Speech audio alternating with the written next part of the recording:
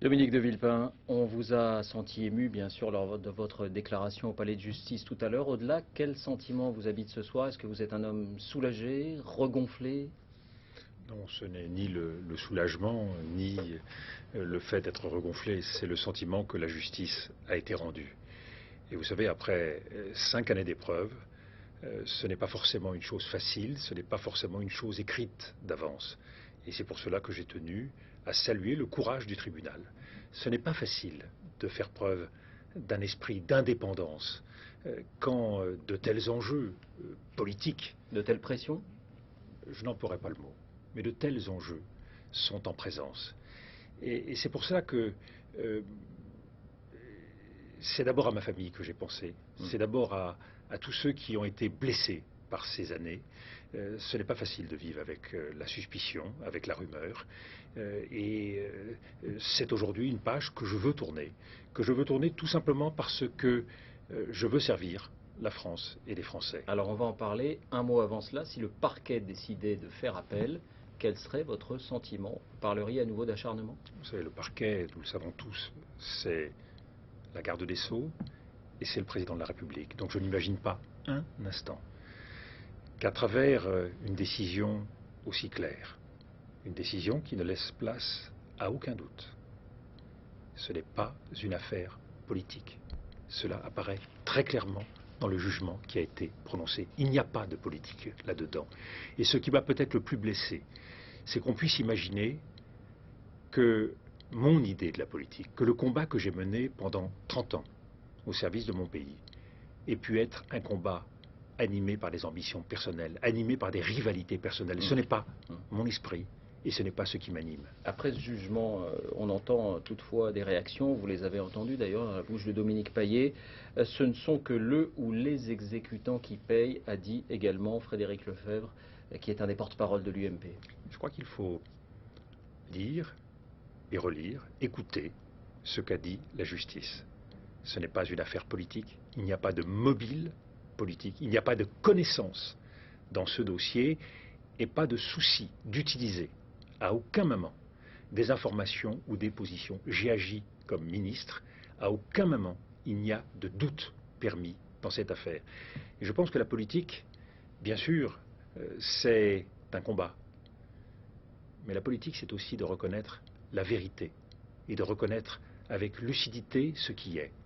Et je trouve très dommage que la politique prenne ce tour politicien, qu'elle aille se nicher dans de telles attitudes. Ce n'est pas l'idée que je me fais et je n'ai rien à répondre et je ne répondrai pas à de telles attaques. Et ni au communiqué de Nicolas Sarkozy qui prend acte de cette décision qui souligne que les attendus sont sévères. Je pourrais, ce n'est pas vrai, il n'a pas lu les attendus, il n'y a pas d'attendus sévères. Je pourrais aujourd'hui me retourner vers ceux qui m'ont accusé depuis le premier jour et demander réparation, demander des excuses. Je ne veux pas m'éloigner de ce qui est pour moi l'essentiel. Et l'essentiel, c'est le service de la France, le redressement de la France et la réponse à apporter au quotidien des Français. Mais quand vous dites, pardonnez-moi, ni rancune, ni rancœur, ça semble difficile à croire lorsqu'on réécoute les propos que vous aviez tenus dans ce palais de justice, où vous parliez du croc de boucher sur lequel voulez vous pendre Nicolas Sarkozy, vous parliez d'acharnement, tout cela a disparu? Mais tout ça est une réalité, tout ça c'est 5 années d'épreuves. 5 années d'épreuves qui ont compté, 5 années d'épreuves où il a fallu expliquer, où il a fallu se battre. Mais ça ne suscite pas de rancune. La page pour moi est tournée. La justice a dit les choses et elle les a dit avec force, sans aucune ambiguïté. Et ce qui m'intéresse, c'est de me consacrer à l'essentiel. Je n'ai jamais voulu me détourner de ce qui, pour moi, constitue l'essence de la politique. Alors, le service des Français, qu'est-ce que cela signifie? Est-ce que cela signifie, par exemple, que vous pensez aujourd'hui que la voie est libre pour une candidature, pour vous, à la présidentielle en 2012? Est-ce que vous y pensez? Vous aviez dit que vous y pensiez. La préoccupation qui est la mienne, ce n'est pas 2012. La préoccupation qui est la mienne, c'est 2010. C'est aujourd'hui. C'est les difficultés auxquelles nous sommes confrontés. C'est la nécessité de se préoccuper de savoir quelle est la meilleure politique à mener. Et je l'ai dit depuis de longs mois. Je veux offrir une alternative à une politique qui, à mon sens, ne donne pas de résultats. Et c'est dans cette fidélité, dans cette exigence que je veux me battre. qu'il s'agisse de l'emploi, qu'il s'agisse de la compétitivité de la France, qu'il s'agisse de l'endettement de la France. Nous avons besoin d'autres idées, d'autres propositions. Et c'est sur ce terrain que je veux me poser. Vous vous situez plutôt comme un rival, un adversaire de Nicolas Sarkozy, mais pas un partenaire. Mais Nicolas Sarkozy mène une politique. J'estime qu'au sein de la majorité, que sur l'échiquier politique, il y a d'autres réponses possibles. Et je veux contribuer, dans un esprit de rassemblement, à fédérer tous ceux qui pensent... Au sein de la majorité. Au sein de la majorité, mais... Avec lui. Mais vous savez, comme gaulliste, je me situe et je veux me situer au-delà des clivages partisans traditionnels. Les Français ont essayé la droite, ils ont essayé la gauche. Je crois que l'intérêt général, c'est ce qui doit guider nos préoccupations. Et si je suis chez vous ce soir, c'est parce que le service public m'a toujours animé. Quand j'avais 10 ans, j'ai eu envie de travailler pour le service de l'État.